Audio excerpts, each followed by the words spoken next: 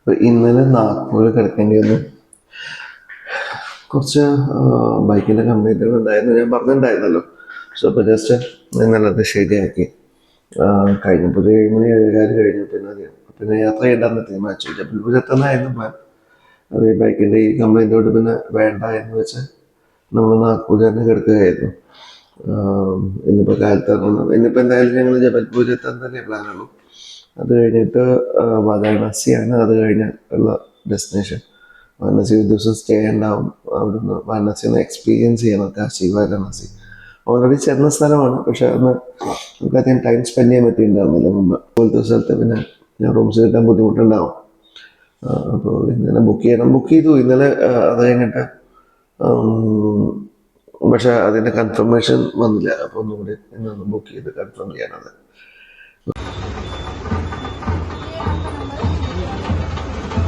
കാലത്തെ ബ്രേക്ക്ഫാസ്റ്റ് ആണത്. എല്ലാത്തും നന്നായിക്കോട്ടെ. एक समोसा, एक बोंडा, एक मलाई.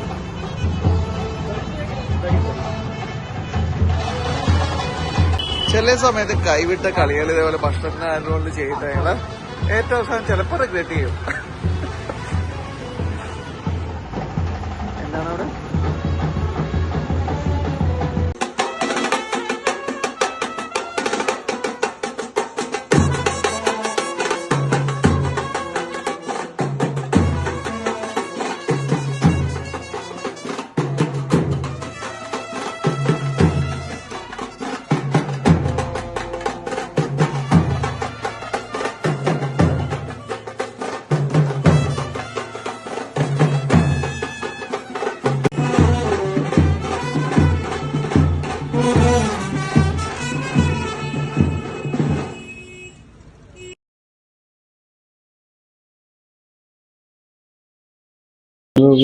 ഞാനത് വിചാരിച്ചു. പിന്നെ പട്ടി ഇതാണ് എന്താ ഇന്നലെ പട്ടിയാണെന്ന് വിചാരിച്ചു.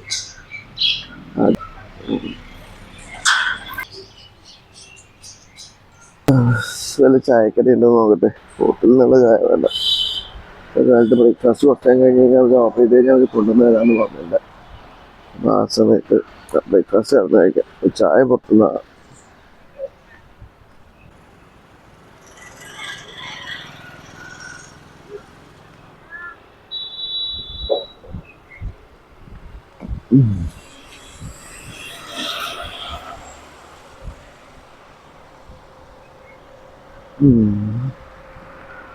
എന്താ ചായക്കട കണ്ടുപിടിച്ചു. ചായക്കട അധികം നോക്കില്ല. ജസ്റ്റ് ഇവിടുന്ന് ഹോട്ടലിൽ അവിടെ നിന്ന് ഒരു 2 മിനിറ്റ് 5 മിനിറ്റ് വാക്കേ അവിടുന്ന് കണ്ടു.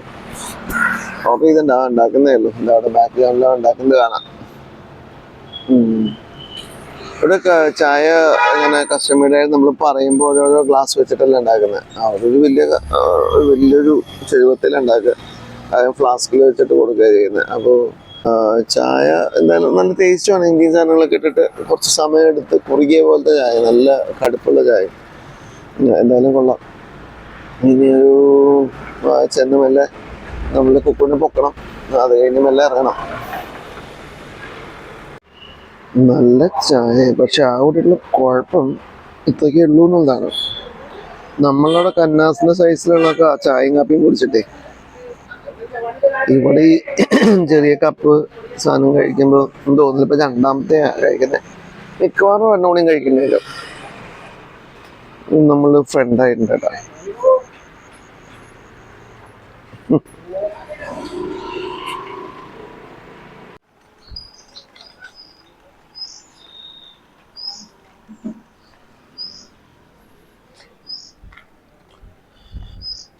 ഇവിടുത്തെ വീടുകളും എല്ലാം ഇഷ്ടിക കൊണ്ട് എപ്പോഴും കൊണ്ട് ഉണ്ടാക്കുക കേട്ടോ. എല്ലാം ഒറ്റ കഷ്ണം ഇഷ്ടിക വെച്ചിട്ട് ഉണ്ടാക്കുക. നമ്മളത് പേടിച്ചു. ഞാൻ പേടിച്ചു പോയിട്ടുണ്ട്. എന്താ വെച്ചാൽ അത്രയും തിന്നായിട്ട് എൻ്റെ മുകളിൽ തേപ്പും വെച്ച് നമ്മളവിടെയൊക്കെ ഒന്നെങ്കിൽ ചെരിച്ചാൽ വയ്ക്കുക. ഇവര് നേരെ ഒരു ഈ പറഞ്ഞ 6 ഇഞ്ച് തിക്നെസ്സിൽ ഇഷ്ടിക അങ്ങനെ നിന്നിട്ട് എൻ്റെ മുകളിൽ തേച്ചിട്ടാണ് ഇവർ ചുമരുകളൊക്കെ ഉണ്ടാക്കുക. അത് വലിയ വലിയ ബിൽഡിങ്ങുകൾക്ക്. എനിക്കതൊക്കെ ഞാനാദ്യമായിട്ടാണ് കാണുന്നത് അങ്ങനെ ഈ ഭാഗങ്ങൾ നോർത്ത് ഇന്ത്യ വന്നു കഴിയുമ്പോൾ. പക്ഷേ ഇഷ്ടികയാണ്, നല്ല അടിപൊളി ഇഷ്ടികയാണ്. അത് കുറ്റം പറയാൻ പറ്റില്ലല്ലോ. കാലത്ത് മിക്ക ദിവസവും ഇതേപോലെ ഒരു ചായ കൂടി നടത്തും എനിക്ക് എപ്പോഴും ഉള്ളതാണ്. उनका भी नाम डालना है सर का, एलन सर का नाम डालना है, मैदा ना डाले, एक ही नाम डालना है एक ही नाम അല്ലേ? ഓക്കെ. ഇന്ന് എത്ര സമയം ഇപ്പോൾ 11? നമ്മൾ ദിവസം കഴിയുന്നവരും ഉയർത്തെഴുന്നേക്കാൻ ലേറ്റ് ആയിക്കൊണ്ടിരിക്കുകയാണല്ലോ.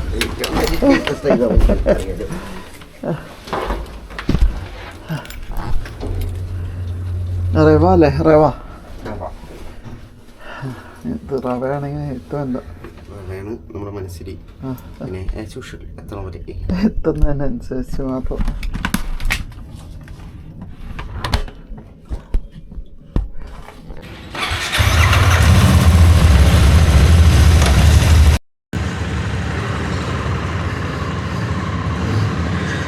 അങ്ങനെ 4th ഡേ ആരംഭിച്ചു, 5th ഡേ ആരംഭിച്ചു.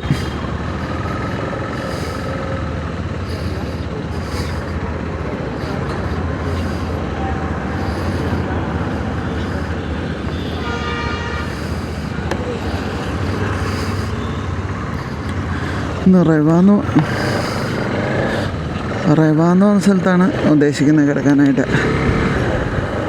അപ്പോൾ ബൈ ബൈ നാഗ്പൂർ.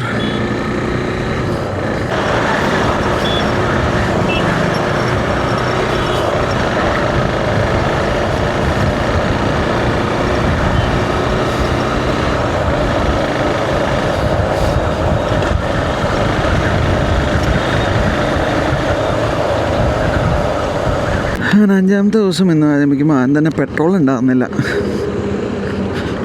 അപ്പോൾ പെട്രോൾ അടിച്ചു 1065 രൂപയ്ക്ക്, 65.17. ഒരു ദിവസം യൂഷ്വലി നമ്മളൊരു 1000-നും 1600 രൂപയ്ക്കുള്ള പെട്രോള് നമ്മളുടെ വണ്ടിക്ക് അടിക്കുന്നുണ്ട്. മൈലേജ് കമ്പാരിറ്റീവ്ലി ഒരു റീസണബിൾ ആണ്. 20-25 കിലോമീറ്റർ മൈലേജിനകത്താണ് നമുക്ക് ഇപ്പോൾ കിട്ടിക്കൊണ്ടിരിക്കുന്നത്. ഈ ഒരു മോഡൽ വണ്ടിക്ക് അതാണ് അവർ പറയുന്നത്. ഇപ്പോൾ പുതിയതായിട്ട് വന്ന KTM 390ക്ക് 40 വരെയൊക്കെ പറയുന്നുണ്ട്. പക്ഷേ നമ്മളുടെ ഈ പറഞ്ഞ കണ്ടീഷൻസ് അതിനനുസരിച്ച് നന്നായിരിക്കണം. പോകുന്ന സ്പീഡ് 60-80 അകത്തായിരിക്കണം. അതെല്ലാം ഉണ്ട്. നമുക്കൊരു ആവറേജ് നോക്കുമ്പോൾ കിട്ടുന്നത് 25 റേഞ്ചാണ് എൻ്റെ ഈ വണ്ടിക്ക് കിട്ടുന്നത്. പിന്നെ ഇതിൻ്റെ ടോർക്ക് കൂടാനായിട്ട് ഇതിൻ്റെ ചെയിനും സ്പ്രോക്കറ്റും മാറ്റിയിട്ടുണ്ട്. ഒന്ന് ഡൗൺ ചെയ്തിട്ടുണ്ട് ചെയിനും സ്പ്രോക്കറ്റും. അപ്പോൾ അത് കാരണം സ്പ്രോക്കറ്റ്സ് ചെയിൻ സെയിം തന്നെ. അപ്പോൾ അതിൻ്റേതായിട്ടുള്ള ചെറിയ മൈലേജ് കുറവ് ഇതിൻ്റെ അകത്ത് ഉണ്ടാവും. ഇന്ന് താമസിക്കാൻ പോകുന്ന സ്ഥലത്തേക്ക് ഇനി ഒരു 505 കിലോമീറ്റർ കാണിക്കുന്നത്. വൈകിട്ടാകുമ്പോൾ എത്തും. ആദ്യം വാരണാസിയിൽ നിന്നൊക്കെ നോക്കി, പക്ഷേ അത് 800 കിലോമീറ്റർ ഉണ്ട്. അപ്പോൾ 740 കിലോമീറ്റർ സംതിങ് ഉണ്ട്. അപ്പോൾ അത്രയും പോകണ്ട എന്നുള്ളൊരു ചിന്തയും ഓൾറെഡി അത്രയും ലെങ്ത് ഇതുവരെ ഞാൻ ഓടിച്ചിട്ടില്ല. 700-ന് മേലൊന്നും 600-ന് മേലൊന്നും ഇതുവരെ ഓടിച്ചിട്ടില്ല. അപ്പോൾ അത് കാരണം പറ്റാവുന്ന റേഞ്ചിൽ നമ്മൾ തീരുമാനിച്ച് അങ്ങനെ പോവുകയാണ്. അല്ല ഇനിയിപ്പോൾ എങ്ങനെ നേരത്തെത്തില്ല. എന്തായാലും ഞങ്ങളിപ്പോൾ ഓൾറെഡി ഇറങ്ങിയിട്ട് 11:15 ഒരു എങ്ങനെ പോയി കഴിഞ്ഞാൽ ഒരു രാത്രി 8 മണി 9 മണി അവിടെ എത്താനായിട്ട്. അത് കഴിഞ്ഞിട്ട് നാളെ വാരാണസി എത്താം. നാളെ ശനിയാഴ്ചയാണ്. അവിടുത്തെ ഹോട്ടൽ ബുക്കിങ്സൊക്കെ എങ്ങനെയാണെന്ന് അറിയില്ല. വാരാണസിയിൽ ഹോട്ടൽ ബുക്കിംഗ് ഉണ്ടെങ്കിൽ മാത്രമേ കയറുള്ളൂ, ഇല്ലെങ്കിൽ അവിടെ വാരണാസിയിൽ സ്റ്റേ ചെയ്യില്ല. എന്ന് വെച്ച് കഴിഞ്ഞാൽ ഒരു പ്രാവശ്യം ഞങ്ങൾ പോയിട്ട് തന്നെ ഭയങ്കര ബുദ്ധിമുട്ടുണ്ടായതാണ്. അത് ഹോട്ടൽ ബുക്ക് ചെയ്തു. അത് കഴിഞ്ഞിട്ട് അവിടെ ചെന്ന് കഴിഞ്ഞപ്പോൾ അവർ ഹോട്ടൽ ബുക്ക് ചെയ്തിട്ടില്ല. കാശ് കൊടുത്തതാണെങ്കിൽ കൂടി അവർ പറഞ്ഞു ഇല്ല, ഞങ്ങൾ വേറെ ആളെടുത്തു, അപ്പം ഞങ്ങൾക്ക് ഒന്നും ചെയ്യാൻ പറ്റില്ല എന്നൊക്കെ പറയുന്ന പോലെ വളരെ മോശം എക്സ്പീരിയൻസ് ഉണ്ടായിരുന്നു. അപ്പോൾ ഇപ്രാവശ്യം കറക്റ്റ് നല്ല ഹോട്ടലിൽ, നല്ല റെപ്യൂട്ടഡ് ആയിട്ടുള്ള ഹോട്ടൽ. മറ്റേതും റെപ്യൂട്ടഡ് ആയിരുന്നു, ഫാബ് ഹോട്ടലായിരുന്നു അവരുടെ. ഓൺലൈനിലല്ല, അവരുടെ തന്നെ കസ്റ്റമർ കെയറെ വിളിച്ചിട്ടാണ് നമ്മളത് ചെയ്തതല്ല. പക്ഷേ എന്തോ ഹോട്ടലുകാർ അവിടെ വെറിച്ചു. അപ്പോൾ എന്തായാലും ഇപ്രാവശ്യം ട്രീ ബോൾ മാത്രമേ ബുക്ക് ചെയ്യുന്നുള്ളൂ. അതിൻ്റെ ഉള്ളിൽ ബുക്ക് ചെയ്തിട്ട് എടുത്തിട്ട് വേണം പോകാനായിട്ട്. അത് നാളെ, ഇന്ന് വൈകുന്നേരം ബുക്ക് ചെയ്യും, നാളത്തേക്കല്ല. ഓക്കെ, അപ്പം അല്ലേ ഞങ്ങൾ കണ്ടിന്യൂ ചെയ്യുന്നു. അപ്പോൾ ബാക്കി വീഡിയോസിലേക്ക് ഇനി വരാം.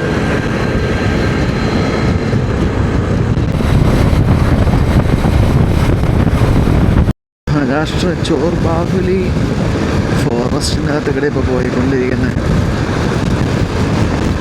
അവിടെ സഫാരിക്ക് വേണ്ടിയിട്ടുള്ള ഗേറ്റ് അവിടെ ഉണ്ട്. നമുക്ക് വേണമെങ്കിൽ ബസ്സിലൊക്കെ പോകുന്നതിന് വേണ്ടിയിട്ട്, പക്ഷേ പ്ലാനില്ല. നമ്മൾ മുന്നോട്ട് തന്നെ പോവുകയാണ്. ജബൽപൂർ ഇനി ഇവിടുന്ന് 220 കിലോമീറ്ററാണ് ഇനിയുള്ളത്. പക്ഷേ നമ്മൾ ജബൽപൂർ നിർത്തുന്നില്ല. കുറച്ചുകൂടി മുന്നോട്ട് പോയി റാസി, അവിടെയാണ് ഇന്ന് താമസിക്കുന്നത്. നല്ല കാടാണ്, കരടിയും സാധനങ്ങളൊക്കെയാണ് ഇവിടെ ഉള്ളത് ആയിട്ട് കാണിച്ചിരിക്കുന്നത്. മാന്, കരടി,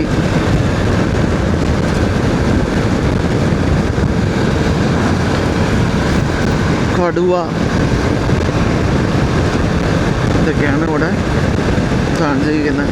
അതിൻ്റെ അകത്തുള്ള ഗ്രാമങ്ങളാണ് ഈ കാണുന്നത്. അവിടുത്തെ ആളുകൾക്ക് പെട്ടെന്ന് ക്രോസ് ചെയ്യാതിരിക്കാനുള്ള ഒരു ഫെൻസും ഇവിടെ ഉണ്ട്. റോഡിലേക്ക് അപകടങ്ങൾ നടക്കുന്നത് ഒഴിവാക്കാനായിട്ട്. ഇത് ജസ്റ്റ് തുടങ്ങുന്നതിന് മുന്നേ ചെക്ക് പോസ്റ്റ് ഉണ്ടായിരുന്നു. ചെക്ക് പോസ്റ്റ് അല്ല, അത് അകത്തോട്ട് നമ്മൾ ഈ പുതിയ സ്റ്റേറ്റിലേക്ക് കടന്നപ്പോഴുള്ള ചെക്ക് പോസ്റ്റ് പോലീസ് നോക്കുന്നുണ്ടായിരുന്നു. അത് ഫോറസ്റ്റ് ചെക്ക് പോസ്റ്റും കൂടിയാണെന്ന സംശയമുണ്ട്.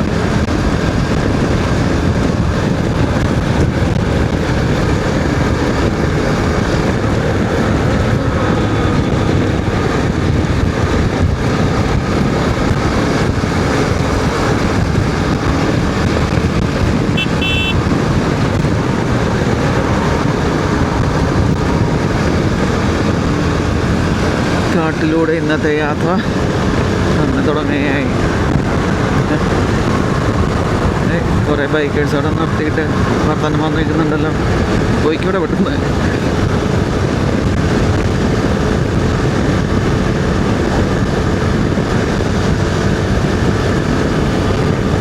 ഈ ഭാഗങ്ങളിലൊക്കെ ഇങ്ങനത്തെ ഹൈവേസാണ്. നമ്മൾ ബന്ദിപ്പൂരിലെ സൈഡിൽ പോയി കഴിഞ്ഞ് കഴിഞ്ഞാൽ മേ ബി അവിടെ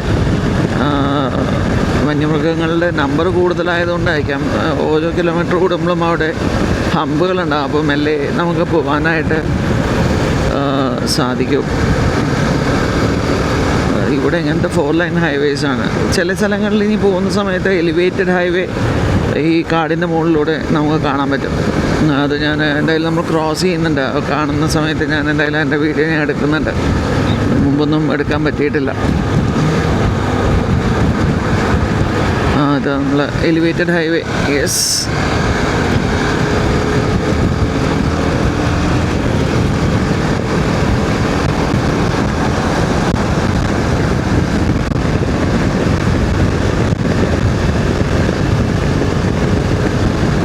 ഇതിപ്പോൾ നമ്മൾ കാടിൻ്റെ മുകളിലൂടെയാണ് പോകുന്നത്. മരങ്ങളിലെ ചില്ലകളൊക്കെ കണ്ടോ. ഇത് മെയിൻലി താഴത്തുകൂടെ വന്യമൃഗങ്ങൾ നടക്കുന്നുണ്ടാവും. നമ്മളുടെ റോഡിലേക്ക് കയറാതിരിക്കുന്നതിന് വേണ്ടിയിട്ടുള്ള ഹൈവേ ആണ് ഇത്. അത്യാവശ്യം ദൂരമുണ്ട്. ഇത് പല സ്ഥലങ്ങളിൽ അത് സൈഡിൽ ഫെൻസും വെച്ച് മറച്ചിട്ടുണ്ട്.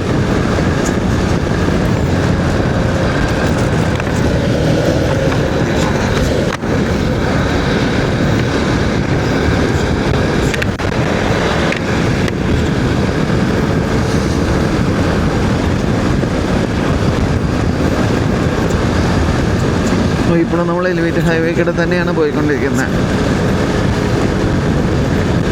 നമ്മൾ താഴത്തേക്ക് ഇറങ്ങി ഇനിയും വരും ഇതേപോലെയുള്ള ഫ്ലൈ ഓവർ പോലെ. ഞാൻ 5-ാം ദിവസത്തെ യാത്ര. വാരണാസി.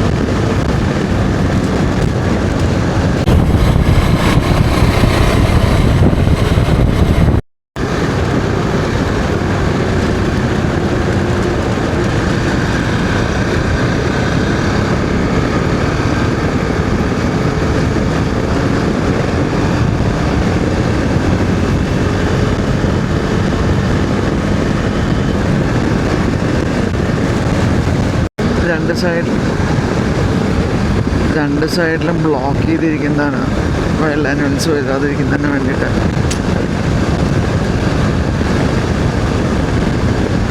അടിക്കടെ ഇതിപ്പോൾ നമ്മൾ ഫ്ലൈ ഓവർ വീണ്ടും കയറി.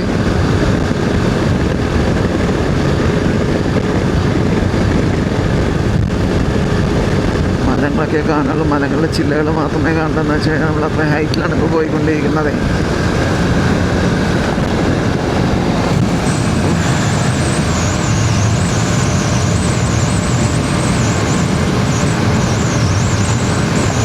ടോൾ ഗേറ്റ് മുകളിൽ തന്നെയാണോ? 1 കിലോമീറ്റർ കഴിഞ്ഞത് ടോൾ ഗേറ്റ് ഉണ്ട്.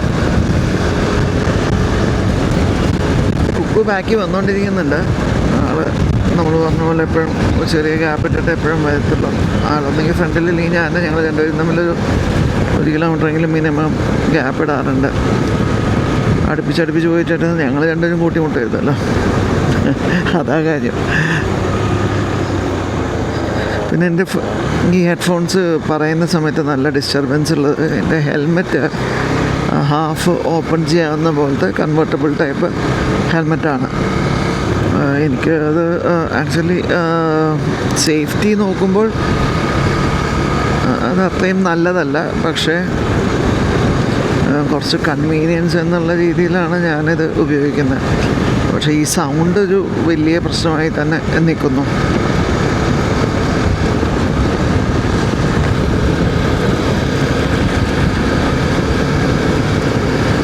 അടുത്ത പ്രാവശ്യത്തേക്ക് പിൻലോക്കുള്ള ഒരു ഹെൽമെറ്റ് വാങ്ങിക്കണം. ഈ പ്രാവശ്യം പ്ലാൻ ഉണ്ടായിരുന്നു, പിന്നെ അത് നടന്നില്ല. ആ സമയത്ത് വേറെ ഈ ക്യാമറയ്ക്കും കാര്യങ്ങൾക്കൊക്കെ വേണ്ടി കാശ് സ്പെൻഡ് ചെയ്തുകൊണ്ട് ഹെൽമെറ്റ് ഇത് വാങ്ങിക്കാനുള്ള ബഡ്ജറ്റ് നമുക്ക് മാറ്റിവെക്കാൻ പറ്റിയില്ല. ഈ കയ്യിൽ കാണുന്ന പല സാധനങ്ങളും കുറേ കാലങ്ങൾ കൊണ്ട് ഓരോ യാത്രകൾക്കായി വാങ്ങിച്ച് അങ്ങനെ കൂട്ടി വന്നിട്ടുള്ള. ഉദാഹരണത്തിന് ഞാനിപ്പോൾ ഇട്ടിരിക്കുന്ന ജാക്കറ്റ് 2012 വാങ്ങിച്ചാണ്. ഇപ്പം അതായത് 13 വർഷമായി ഇപ്പോൾ ഞാൻ ഈ ജാക്കറ്റ് യൂസ് ചെയ്യുന്നു. ഇതുവരെ ഇന്ന് കംപ്ലൈൻ്റ് ഒന്നും വന്നിട്ടില്ല. അപ്പോൾ ഒരിക്കലും ഒരാൾ ഈ ജാക്കറ്റോ കാര്യങ്ങളോ റൈഡിങ്ങിന് പ്ലാൻ ഉണ്ടെങ്കിൽ ഒരിക്കലും അത് വാങ്ങിച്ചു കഴിഞ്ഞാൽ അതൊരു 1 ടൈം ഇൻവെസ്റ്റ്മെൻ്റാണ്. ഇപ്പോൾ വേറെ ചിലവർക്ക് അത് ഇടയ്ക്കിടയ്ക്ക് മാറ്റാനുള്ള ആഗ്രഹം ഉണ്ടാവും. അല്ലാത്ത പക്ഷം ഇതൊരു 1 ടൈം ഇൻവെസ്റ്റ്മെൻ്റാണ്. നമുക്ക് എത്ര കാലം കഴിഞ്ഞാൽ ഉപയോഗിക്കാനും കേട് വന്നിരുന്ന മെറ്റീരിയലുകൾ കൊണ്ടല്ല ജാക്കറ്റ് ഉണ്ടാക്കിയത്. നല്ല ഡ്യൂറബിൾ ആയിട്ടുള്ള മെറ്റീരിയൽ കൊണ്ടാണ് ഈ ജാക്കറ്റൊക്കെ ഉണ്ടാക്കിയിരിക്കുന്നത്. അപ്പോൾ അതേപോലെ തന്നെ അടുത്ത പ്രാവശ്യം ഞാൻ കുറച്ചുകൂടി നല്ല ഒരു ഹെൽമെറ്റ് അപ്പോൾ ഈ വാങ്ങിക്കുന്നതാണ്. ഒരു 10,000 രൂപയ്ക്ക് വരും നല്ല ഹെൽമെറ്റിന്. അപ്പോൾ അടുത്ത പ്രാവശ്യം അങ്ങനത്തെ ഒരു ഹെൽമെറ്റ് വേണം വാങ്ങിക്കാനാണ്. കാടിൻ്റെ ഉള്ളിലൂടെയുള്ള യാത്ര വീണ്ടും നമ്മൾ തുടരുകയാണ്. അത്യാവശ്യം ദൂരമുണ്ട് കേട്ടോ ഈ ഹൈവേ ഒന്ന് എലിവേറ്റഡ് ആയിട്ട് നമ്മൾ പോയിക്കൊണ്ടിരിക്കുന്ന ഹൈവേ. എക്സാക്ട്ലി എത്രയുണ്ടെന്ന് എനിക്കറിയത്തില്ല, പക്ഷേ നല്ല ദൂരമുണ്ട് ഈ കാടിൻ്റെ ഉള്ളിലോട്ടുള്ള യാത്ര.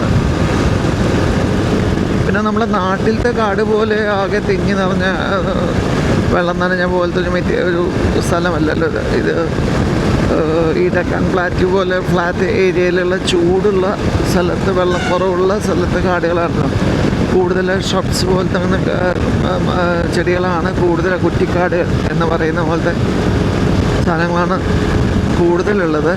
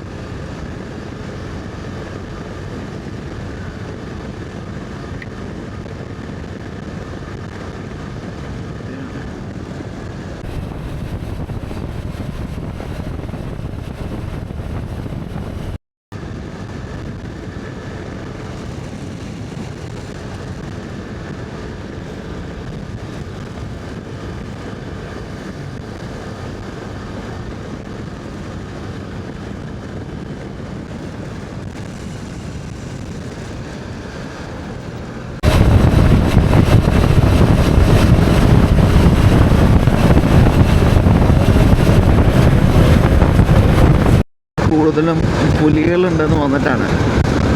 പുള്ളിപ്പുലികൾ. ഇവിടെ ഒരു സെറ്റിൽമെൻ്റ് ഉണ്ട്. ഒരു അത്യാവശ്യം വലിയ തിരക്കില്ലാത്തൊരു വില്ലേജാണെന്ന് തോന്നുന്നു.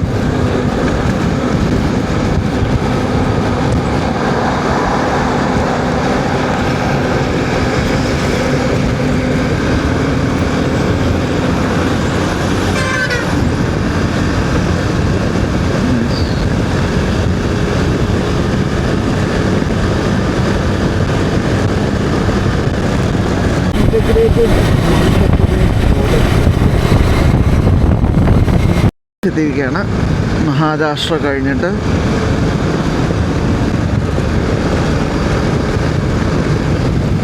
ഇനി അടുത്ത് ഫുൾ നമുക്ക് ഈ MP വണ്ടികൾ കാണാം.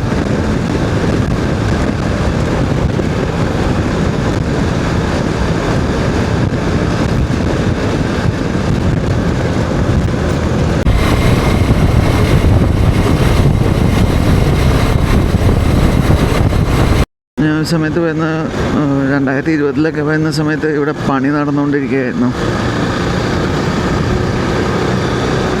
ഈ സമയങ്ങളിൽ ഇപ്പം നല്ല രസമായി ഒരു മല കയറിക്കൊണ്ടിരിക്കുകയാണ്. അന്ന് ഈ വഴികൾ പോകാൻ നല്ല ബുദ്ധിമുട്ടായിരുന്നു, സിംഗിൾ ലൈനും കാര്യങ്ങളൊക്കെ ആയിട്ട്. പക്ഷേ അപ്പോഴും ബ്ലോക്ക് ഉണ്ടാകുന്നില്ല എന്നുള്ളതാണ് തമാശ. ഈ കാടിൻ്റെ അടുത്ത് പതിനാട്ടുണ്ടാവും. പ്രോപ്പറായി സർവീസ് അവിടെ ഇട്ടിട്ട് ടാറില്ലെങ്കിലും റോഡ് പോലെ കറക്റ്റായിട്ട് അവരിട്ടിട്ട് നല്ല ലെവൽ ചെയ്ത് വയ്ക്കുന്നുണ്ടായിരുന്നു ഒന്നും.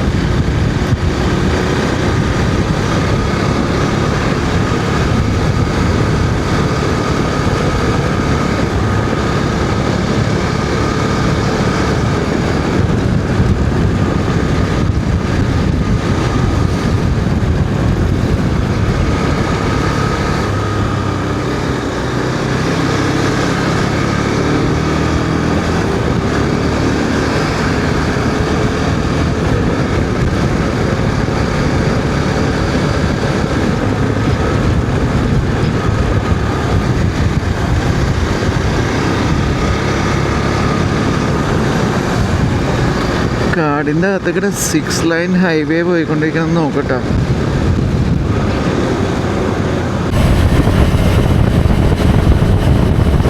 എന്നിട്ട് എഴുതി വെച്ചിട്ടുണ്ട് അവിടെ ഹോട്ടലിൻ്റെ പേരൊക്കെ ബൈസൺ പാർക്ക് എന്ന് പറഞ്ഞിട്ടാണ്.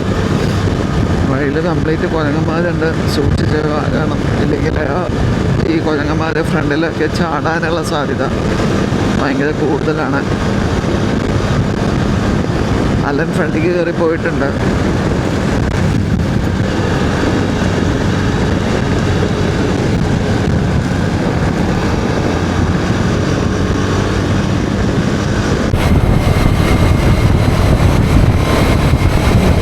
ഇവിടുന്ന് 300 കിലോമീറ്റർ ഉള്ളത് ഏകദേശം 5 മണിക്കൂറാണ് നമ്മൾ ഉദ്ദേശിക്കുന്നത്. 5 മണിക്കൂറിൻ്റെ ഇടയിൽ ഭക്ഷണം കഴിക്കാനായിട്ട് ഒരു 40 മിനിറ്റോളം നമുക്ക് വേണ്ടി വരും. നല്ല ഫുഡ് കിട്ടുന്ന സ്ഥലങ്ങളിലൊന്നും എത്തിയിട്ടില്ല. ഇപ്പോൾ വീണ്ടും ഒരു പുതിയ കാടിനകത്തേക്കിടെ പോയിക്കൊണ്ടിരിക്കുക. പക്ഷേ ഇവിടുത്തെ രീതികളും ലുക്കുകളും എല്ലാം ഡിഫറെൻ്റാണ്. സൈഡിൽ കവറിങ് ഇല്ല, ഒരു സൈഡിൽ മലകൾ പോലെയാണ്, വലതുവശത്ത് കുറേ കാടുമുണ്ട്. ഇടയ്ക്ക് ഒരു ലോറി പെട്ടെന്ന് ലെഫ്റ്റിലേക്ക് തിരിച്ചിരുന്നു. അപ്പോൾ ആ സമയത്ത് നമ്മൾ കുറച്ച് സ്പീഡിലായിരുന്നു എന്തത് വണ്ടി കത്തി കിടക്കുന്നുണ്ട്. ഫോർഡിൻ്റെ എക്കോ സ്പോട്ട് അവിടെ കത്തി കിടക്കുന്നുണ്ട്. എന്താണ് സംഭവം? അവർക്ക് അത് മാറ്റി വയ്ക്കാമായിരുന്നു. അവിടെ വഴിയിൽ കിടക്കുന്നതെല്ലാം നല്ലത് അത് മാറ്റി വയ്ക്കുന്നതാണ്. മേ ബി ഇവിടേക്ക് സൗകര്യങ്ങളില്ലാത്തതുകൊണ്ടായിരിക്കാം പോലീസോ കാര്യങ്ങളൊന്നും അത് മാറ്റി വയ്ക്കാത്തത്. ഇവിടെ ഇപ്പോൾ കംപ്ലീറ്റ്ലി പാടങ്ങളാണ് രണ്ട് സൈഡിലും. ഈ രണ്ട് സൈഡിലും പാടങ്ങൾ. ഇതൊരു സ്ഥലം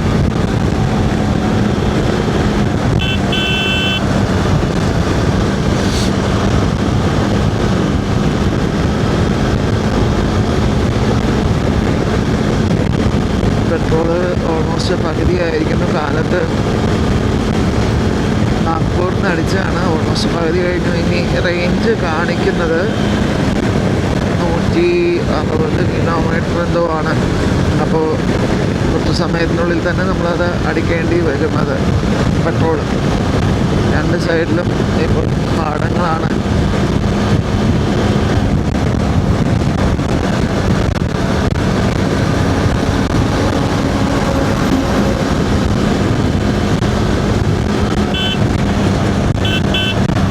എല്ലാ വണ്ടി ഞാൻ ക്രോസ് ചെയ്യുമ്പോഴും സാധാരണ 2 ഹോണുകൾ, ഒന്ന് സ്റ്റാർട്ടിങ്ങിലും ഓവർടേക്ക് ചെയ്യുന്ന സമയത്ത് ഡ്രൈവറുടെ അടുത്ത് എത്തുമ്പോൾ ഞാനൊന്ന് അടിക്കും. ഈ ബൈക്കുകൾ പലപ്പോഴും വണ്ടിയുടെ ബ്ലൈൻഡ് സ്പോട്ടിലൊക്കെ ആയിരിക്കും നമ്മൾ ബൈക്കിൽ പോകുമ്പോൾ. അപ്പോൾ ഹോൺ അടിക്കുന്നതിൽ എനിക്ക് ഒരു തെറ്റും തോന്നാറില്ല. പലരും എൻ്റെ കാറിൻ്റെ സൈഡിൽ കൂടെയൊക്കെ ബൈക്കുകൾ പോകുന്ന സമയത്ത് ഹോൺ അടിക്കാതെ പോകുമ്പോൾ നമ്മൾ ശ്രദ്ധിക്കാതെ വലത്തോട്ടോ അല്ലെങ്കിൽ ചെറുതായിട്ടുള്ള ഡൈവേർഷൻ പോലും, ചെറിയ മൂവ്മെൻറ്റ് പോലും ബൈക്ക് അത് പാനിക്കാകും. അതിപ്പോൾ എൻ്റെ കാര്യത്തിലാണെങ്കിലും അങ്ങനെ തന്നെയാണ്. അപ്പോൾ അതുകൊണ്ട് ഞാൻ എപ്പോഴും എക്സ്പെക്റ്റ് ചെയ്യുന്നത്, ഞാൻ കാറിൽ പോവുകയാണെങ്കിൽ എന്നെ ഒന്ന് ഹോൺ അടിച്ച് ഇൻറ്റിമേറ്റ് ചെയ്യണം ഓവർടേക്ക് ചെയ്യുമ്പോൾ എന്നാണ്. അത് ഞാൻ ലോറി മാത്രമല്ല, ഈവൻ ബൈക്കുകളോ കാറുകളോ ക്രോസ് ചെയ്യുകയാണെങ്കിലും ഞാനതെപ്പോഴും ഹോൺ അടിക്കുന്ന ശീലം ഞാൻ ഉണ്ടാക്കിയതാണ്.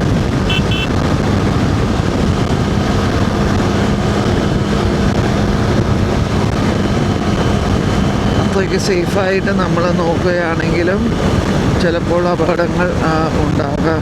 ഒരിക്കലും അപകടങ്ങൾ എപ്പോഴും ഇത് ആക്സിഡൻ്റാണ്. ഈ പറഞ്ഞ പോലെ ആരും വേണമെന്ന് വെച്ച് ചെയ്യുന്നതല്ല. അശ്രദ്ധ എന്ന് പറയാനും പറ്റില്ല. ആരും വേണമെന്ന് വിചാരിച്ചിട്ടല്ല. ഓവർ സ്പീഡ് അപകടങ്ങൾ ഉണ്ടാകുന്നത് ഒരു അശ്രദ്ധ തന്നെയാണ്. അല്ലാത്തപക്ഷം വലിയൊക്കെ പോകുമ്പോഴുള്ളത് അപകടങ്ങൾ പലതും അറിയാതെ തന്നെ ചെയ്യുന്ന കാര്യങ്ങളാണ്. ആരും വേണമെന്ന് വിചാരിച്ചിട്ട്, ആദ്യമെന്നല്ല ഒട്ടുമിക്കവരും വേണമെന്ന് വിചാരിച്ച് അപകടത്തിൽ പെടണമെന്ന് ആഗ്രഹിക്കുന്നില്ല. ഇവിടെ പണി നടക്കുന്നുണ്ട്. വലതുവശത്ത് ഭാഗത്ത് ഡിവൈഡർ ഉണ്ടാക്കിക്കൊണ്ടിരിക്കുകയാണ്.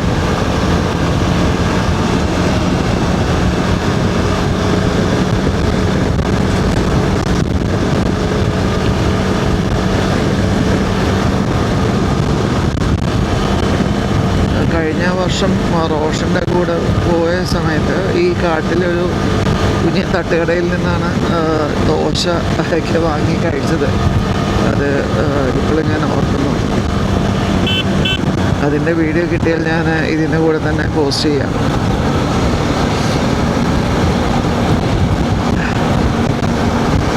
അന്നും ഞങ്ങൾ നാഗ്പൂരിൽ നിന്ന് ആണ് ആരംഭിച്ചത്. പക്ഷേ ഞങ്ങൾ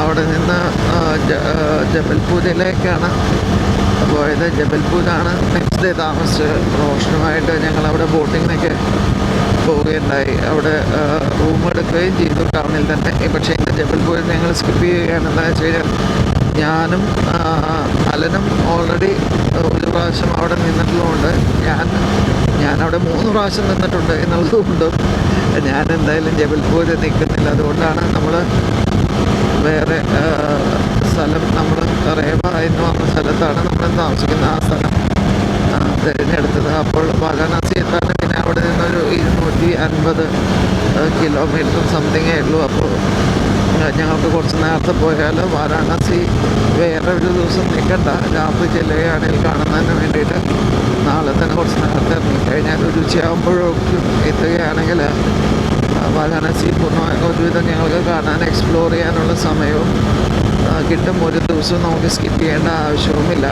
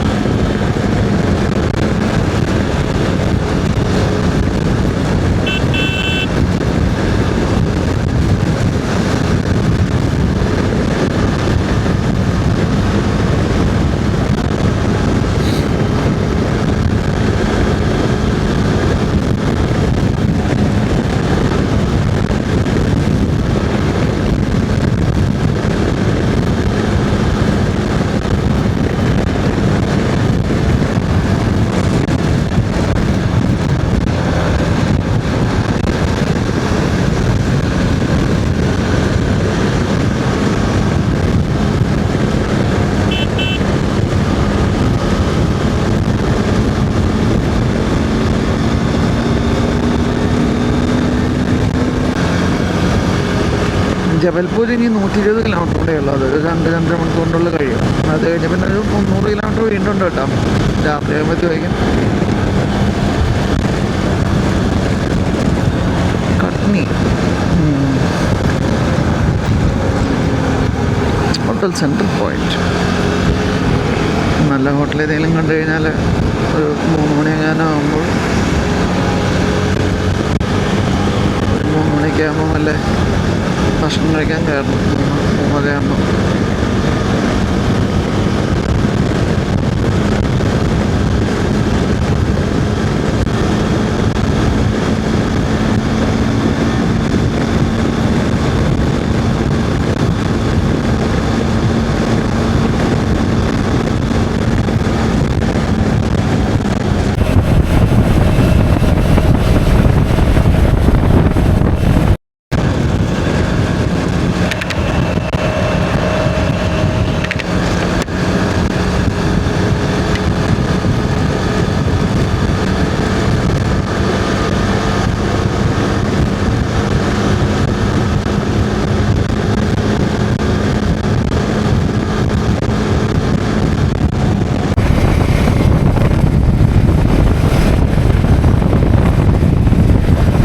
നല്ല ചോളത്തിൻ്റെ പാടങ്ങളാണ് ഇവിടെ. വൻവഴിക്ക് കുറച്ച് പേര് സൈക്കിളും കൊണ്ട് പോകുന്നത് കണ്ടു. ഇന്ത്യക്കാരല്ലാന്ന് തോന്നുന്നു, ഫോറിനേഴ്സാണ്. നല്ല അത്യാവശ്യം നല്ല വെയിലുണ്ട്. സൈക്കിളിലോട്ടുണ്ട്. അത്യാവശ്യം ടയറിങ്ങും ആയിരിക്കും ഈ സമയത്ത്. പക്ഷെ കമ്പാരിറ്റീവ്ലി തണുപ്പ് ഉണ്ട്. അത് കാരണം വലിയ കുഴപ്പമുണ്ടാവില്ല. പിന്നെ ഈ ഭാഗം കുറേ പ്ലെയിൻസാണ്. സൈക്കിള് ചവിട്ടുന്ന സമയത്ത് ഇതുമായിട്ട് ഇപ്പോൾ നമ്മൾ കാണുമ്പോൾ വളരെ ഇപ്പോൾ സ്ട്രെയിറ്റ് റോഡെന്ന് തോന്നുമെങ്കിലും ഇപ്പോൾ ഈ കാണുന്നൊരു ചെറിയ കയറ്റമാണ്. സൈക്കിള് കണ്ടിന്യൂസായി 100-200 കിലോമീറ്റർ ഒരു ദിവസം, അല്ലെങ്കിൽ 100-150 കിലോമീറ്റർ ചവിട്ടുമ്പോൾ ഈ ചെറിയ കയറ്റം പോലും വയ്യാത്ത നല്ല ബുദ്ധിമുട്ടുള്ള കയറ്റം തന്നെയാണ്. അത് കുറച്ച് ലോങ് ഡിസ്റ്റൻസ് സൈക്കിള് ചവിട്ടുന്നവർക്ക് അറിയാൻ പറ്റും. നമ്മൾ പറയുന്ന പോലെ 10 കിലോമീറ്റർ ചവിട്ടുകയല്ല. പലരും BRM എന്നൊക്കെ പറഞ്ഞ് ഒരു കോൺടെസ്റ്റൊക്കെ ഉണ്ട്. കേരളത്തിൽ പലയിടത്തും നടക്കുന്ന കോൺടെസ്റ്റാണത്. ലോകം മൊത്തം നടക്കുന്നതാണ്. കേരളത്തിലും ഇപ്പോൾ അത്യാവശ്യം നടക്കാറുണ്ട്. പല ക്ലബ്ബുകളും അത് ഓർഗനൈസ് ചെയ്യുന്നുണ്ട്. അത് 100-ൻ്റെയും 200-ൻ്റെയും 500, 1000, 1500 ഒക്കെ ഉണ്ട്. ഇതുവരെ എനിക്ക് ഒരെണ്ണം അറ്റൻഡ് ചെയ്യാൻ സാധിച്ചിട്ടില്ല. പറ്റുന്ന സമയങ്ങളിൽ ഞാനത് ചെയ്യണം എന്നുള്ള ചിന്തയിലാണ്. വീണ്ടും വേറെ സൈക്ലിസ്റ്റുകൾ മുന്നിൽ പോകുന്നുണ്ട്. എല്ലാവരും റോഡ് സൈക്കിളുകളാണ് യൂസ് ചെയ്യുന്നത് എന്ന് തോന്നുന്നു. അല്ല, ഹൈബ്രിഡ് തന്നെയാണ് യൂസ് ചെയ്യുന്നത്. ടൂറിങ് ബൈക്സ് അല്ല. എനിക്ക് തോന്നുന്നു ഇത് BRM ആണോന്ന് എനിക്ക് സംശയമില്ലായില്ല.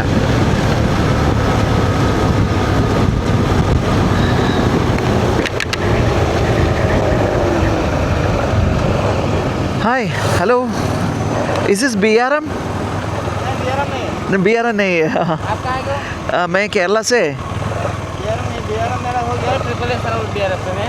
ओ मेरी सांगली महाराष्ट्र में और आइधर जा रहा हूँ। ओ साइकिल साइकिल का हमारे 20 साइकिल से अभी ओहो 20 साइकिलिस्ट है। मैंने देखा कुछ साइकिलिस्ट पीछे में। थोड़ा आगे। ओहो फोरनेस भी है इसमें? क्या सर? फोरनेस भी आता है? फॉरेनर्स भी आता है इसमें? यानी क्या सर? नो, फॉरेन पीपल भी आता है इधर हाँ आते हैं ना। साइकिलिंग में? ओहो कितने दूर है आज? कितने दूर चलेगा आज? आज सुबह से हो गया 130 हो गया। हो गया 130 हो गया और 80 करने के बंद कर देंगे। ओहो 200 का डाल देंगे। और किधर चलता है? क्या सर? किधर चलता है? क्या? किधर चलता है? अयोध्या जा रहा है।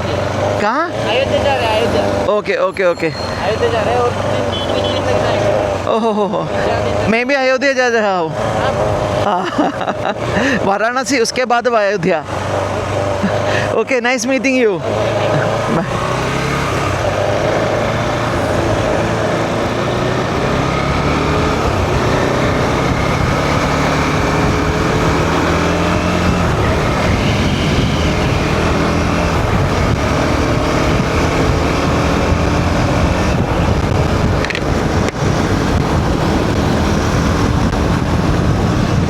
അത് അയോധ്യയിലേക്ക് പോയിക്കൊണ്ടിരിക്കുകയാണ് കുറേ സൈക്ലിസ്റ്റുകളുമായിട്ട്. DRM അല്ല ഇത്.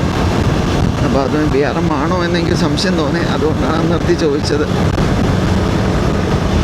കുക്കുവാട് പാവം സ്ലോ ചെയ്ത് ആണ് പോകുന്നത്. റോഡ് ഇടയ്ക്ക് വിള്ളലുണ്ട്. അപ്പോൾ ഹാൻഡിൽ കൈവിട്ട് കഴിഞ്ഞാൽ ഒരു കൈ എങ്ങാനും ആണെങ്കിൽ ബാലൻസ് പോകാനുള്ള സാധ്യത വളരെയധികമാണ്. അപ്പോൾ അത് കാരണം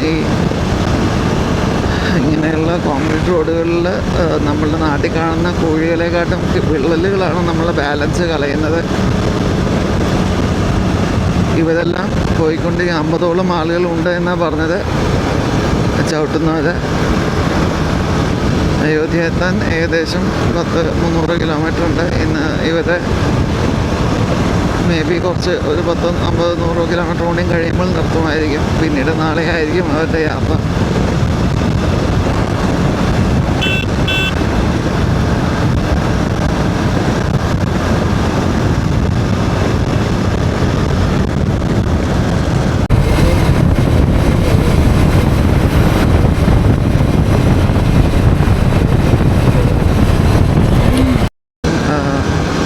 വളരെ രസമാണ്.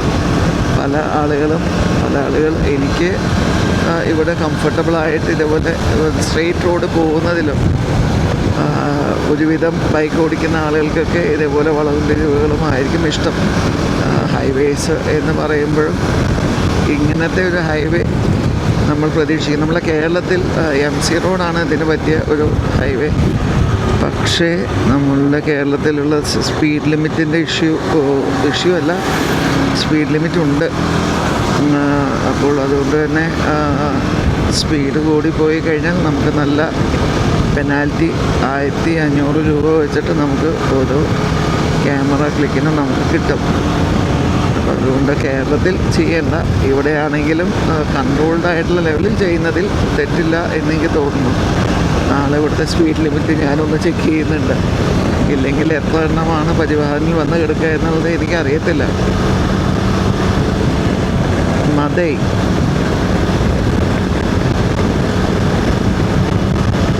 അടുത്ത പമ്പിൽ നിന്ന് മിക്കവാറും അടിക്കേണ്ടി വരും നമ്മളുടെ വണ്ടിയുടെ പെട്രോൾ.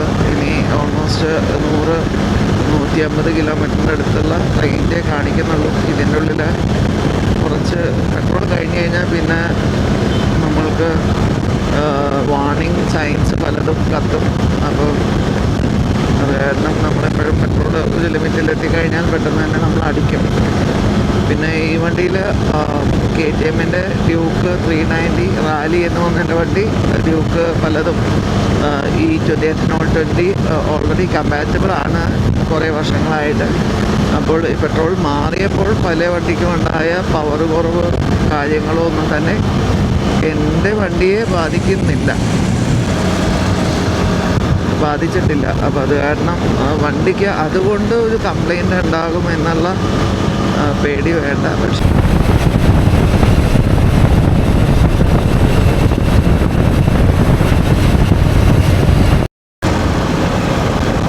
കുഴപ്പം കൊരങ്ങന്മാരാണ് ഇവിടെ. നമുക്കിവരെ ഒരിക്കലും വിശ്വസിക്കാൻ പറ്റില്ല ഏത് സമയത്താണ് ഫ്രണ്ടിലേക്ക് ചാടുക എന്നുള്ളത്. ഈ റോഡ് കുറച്ച് സ്റ്റീപ്പ് ഇറക്കമാണ്. അദ്ദേഹം ലെഫ്റ്റിലേക്ക് ഇറക്കുന്നു. ഇൻഡിക്കേറ്ററൊന്നും ഇട്ടിട്ടില്ലായിരുന്നു. എന്നിട്ടിന്ന് വലിയ ഉപകാരമായിരുന്നേനെ.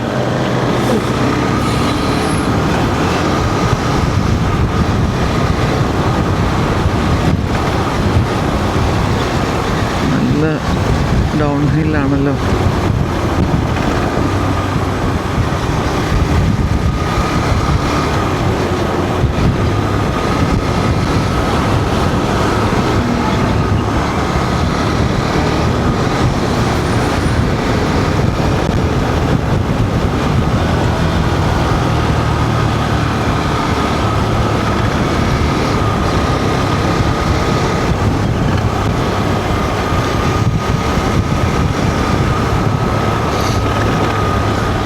നല്ല രസമുള്ള ഗാഡ് സെഷനാണ്.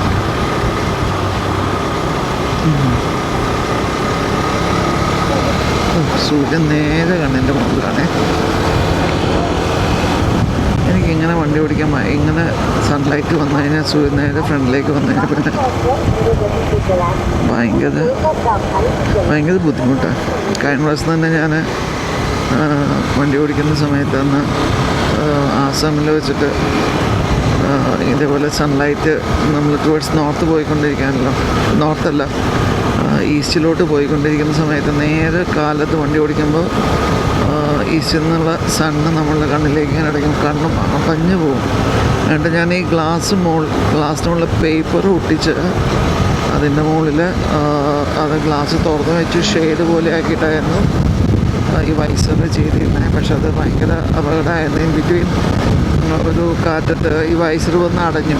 എനിക്ക് പിന്നെ ഒന്നും കാണാനായിട്ട് സാധിച്ചില്ല. ഒരു 2 സെക്കൻഡ് വളരെ വലിയ അപകടം നടക്കേണ്ടെന്ന്, അത്യാവശ്യം സ്പീഡിൽ പോവുകയായിരുന്നു.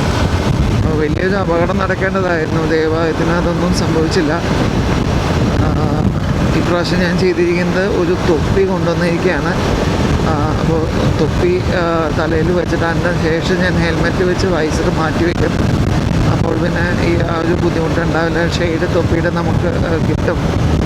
അതാണ് ഇപ്പോഴത്തെ ഒരു പ്ലാൻ. ഇല്ലെങ്കിൽ പിന്നെ നമുക്ക് ഈ റേസിങ്ങിനൊക്കെ ചെയ്യുന്ന പോലെ ഷെയ്ഡുള്ള വൈസറുകൾ നമുക്ക് വേണ്ടി വരും. അപ്പോൾ അത് ഷെയ്ഡുള്ള വൈസറുകൾ ഇപ്പോൾ എന്തായാലും ഞാൻ വാങ്ങിക്കാൻ പ്ലാനില്ല. പകരം ഇങ്ങനെ ചെയ്യാൻ പറ്റുന്ന ഒരു കണ്ടീഷനിലാണ് ഞാൻ കൊണ്ടുവന്നിരിക്കുന്നത്. ഗാർഡ്സ് താഴെയുള്ള ഡൗൺ ഹില്ല് കഴിഞ്ഞു. ഇനി വീണ്ടും സ്ട്രെയിറ്റ് റോഡ് തന്നെയാണ്. കുക്കു കുറച്ച് ഫ്രണ്ടിൽ പോയിക്കൊണ്ടിരിക്കുന്നത്. ഞാൻ കുറച്ച് സ്ലോയിൽ ആക്കി. ഇവിടുന്ന് ഒരു 50 കിലോമീറ്ററും കൂടെ ഉള്ളൂ ജബൽപൂർ. പക്ഷേ നമ്മൾ ബൈപ്പാസ് ചെയ്യുകയാണ്. ജബൽപൂർ നേരെ റെവ എന്ന് പറഞ്ഞ സ്ഥലത്ത് കഴിഞ്ഞ വർഷം ഞാൻ താമസിച്ചതാണ്. റോഷനുമായി ബൈക്കിൽ പോയ സമയത്ത് ഞാനത് എത്തുന്നതിനനുസരിച്ച് അവിടെ മിക്കവാറും ഇപ്പോഴത്തെ ഒരു എസ്റ്റിമേറ്റഡ് ടൈം ഓഫ് അറൈവൽ കാണുന്നത് ഒരു 7:30 സമയത്താണ്. അപ്പോൾ ഇല്ല, ഇപ്പോൾ സപ്പോസ് നേരത്തെ എത്തുമെന്നുണ്ടെങ്കിൽ ഞങ്ങൾ കുറച്ചുകൂടി ചിലപ്പോൾ പോകാം. മിക്കവാറും ഹൈവേ തന്നെയാണ് സ്റ്റേ ചെയ്യാൻ പ്ലാൻ. നല്ല രസമുള്ള വഴികളാണ് ഇവിടെ.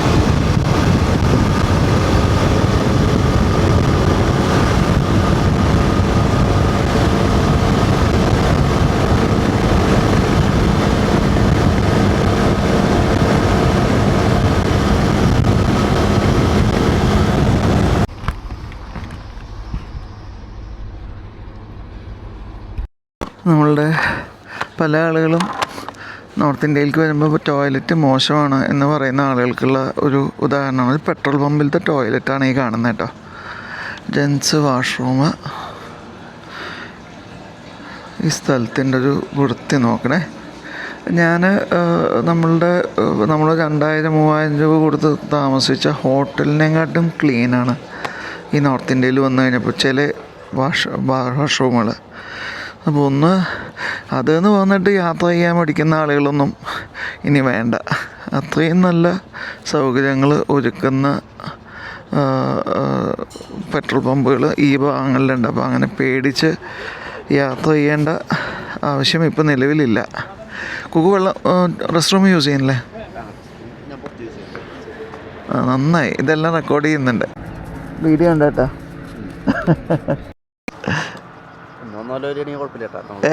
2 മണിക്കൂറിൽ 2.5 മണിക്കൂറിൽ 7 മണിയാകും റേവെത്താൻ. അല്ല അതിന് ഇതാവുന്നു. ഇന്ന് വന്നത് നല്ല സ്പീഡ് ഉണ്ടായിരുന്നു. ഏതാ ഇന്ന് വന്നത് നല്ല സ്പീഡ് ഉണ്ടായിരുന്നു. ഇന്നോ? അതേപോലത്തെ റോഡല്ലേ. അതാണ് വലിയ സ്പീഡെന്ന് പറയാൻ 100. അത് പിടിച്ചു വന്നോ. ബ്ലോക്കുകളില്ലാത്തതുകൊണ്ട് വണ്ടികൾ കുറവായിരുന്നു വഴിയിൽ.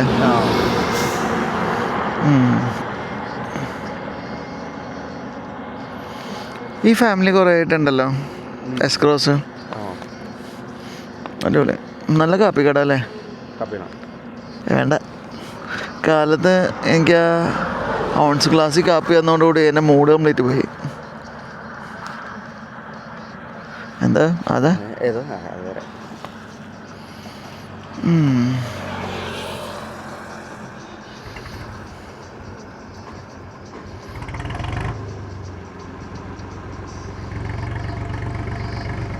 ഒരു ചെറിയ തണുപ്പുണ്ട് അല്ലേ? ചെറിയ തണുപ്പുണ്ട് ഡ്രൈവ് ചെയ്യുമ്പോൾ.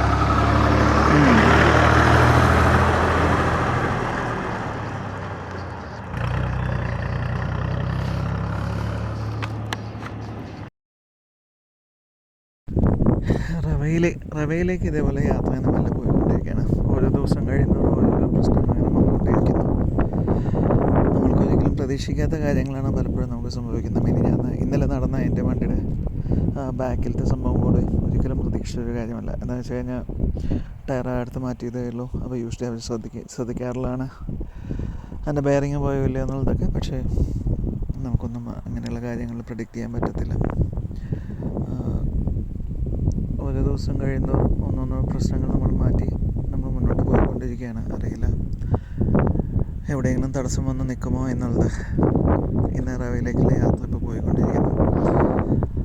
വൈകുന്നേരം ആവാറായി, രാത്രിയാവാറായി. ഇനി ഹോട്ടൽ ബുക്ക് ചെയ്യാനുള്ള കാര്യങ്ങളൊക്കെ മെല്ലെ നോക്കണം. എവിടെയെങ്കിലും സ്റ്റോപ്പ് കിട്ടുന്ന സമയത്ത് ഭക്ഷണം കഴിക്കണം, വീണ്ടും യാത്ര ചെയ്യണം, പിന്നെ റവ എത്തണം. നാളെ കുറേ കാലമായി ആഗ്രഹിച്ചിരുന്ന വാരാണസിയിലൊന്ന് പോകണം. അവിടെ കുറച്ച് നേരം സ്പെൻഡ് ചെയ്യണം എന്നുള്ളൊരു ആഗ്രഹം കുറേ കാലങ്ങളായിട്ടുള്ളതാണ്. അപ്പോൾ അങ്ങനെ പോകണം. അപ്പോൾ വൈകുന്നേരം ആവാറായി. ഇനി മെല്ലെ യാത്രകൾ മെല്ലെ വീണ്ടും തുടരട്ടെ. ഭക്ഷണം കഴിക്കാനുള്ള സ്ഥലം കണ്ടെത്തണം. ശരി, അപ്പോൾ ഇനി നാളത്തെ വീഡിയോയിൽ കാണാം.